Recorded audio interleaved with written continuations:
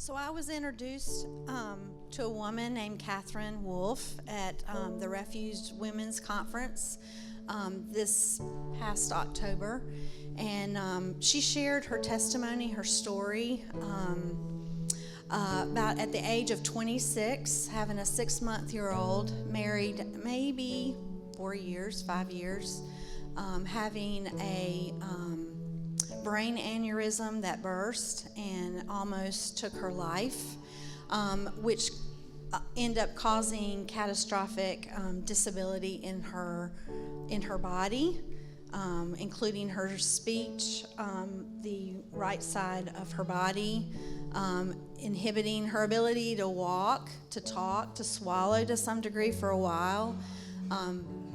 What impressed me so much about her was not just that she was another person with a disability, but how she shared her story of suffering through that period as a 26-year-old that was also a model out in California, and the rawness and authenticity that she shared about that journey and that process at a time when I felt like I was struggling and suffering, and ended up buying both her books and reading them. So. Thank you. Yeah, thanks. Here's the word, and I know this is from God and this is for us. The testimonies that you listen to are the ones that have been tested. So don't come in here singing about the goodness of God because you just won the lottery. Because I'm going to tell you the truth, ain't nobody listening to that testimony. Anybody can sing about the goodness of God when they're winning. It's when you're not winning that you stand and sing about the goodness of God. That's the message that the world says, wait, what? And I'm saying that because our church has been through it. And it's not over. Because we have a real enemy who wants to silence what God's doing in this place. Right? And so we have a decision to make.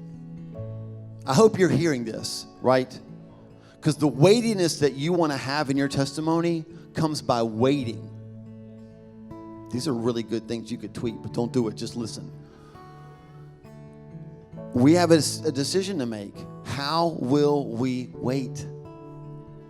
And we have to wait standing and saying, He's good. What I'm looking at's not, but He's good. And there were a lot of people that spoke at that conference, and that's the lady that Wendy came home talking about. Do you know why? Because when somebody stands on a platform and talks about what they've been through and still sings the praise of God, those are the testimonies that we know we can trust. And some of you, your testimony is still being written. It's ours still being written, y'all, right? And right here is a moment where you can say to God, I'm giving you the pen, keep writing. Because I know that if you keep writing, you will write this into a good place.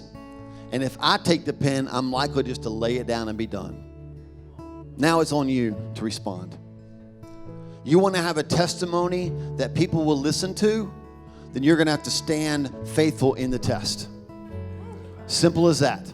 Simple as that. If we don't get to a message, you should respond to that, because God's on that right now in this moment. And so if you're in it, y'all, I'm admonish, beg, whatever word you want to use. This is your place this morning, and this is your place right now. Bring your test right here, and you say to God, all my life you've been faithful, even when I haven't seen it. And if I don't see it now, I'll see it soon. I will see the goodness of God in the land of the living. I don't have to go to heaven to see that. It's going to happen now. If that resonates with you, let's just respond. Don't wait on them to start playing again. Just make your way here to the altar. Find a place, y'all. Find a place. The altar's not about just getting right. Sometimes it's about just getting close.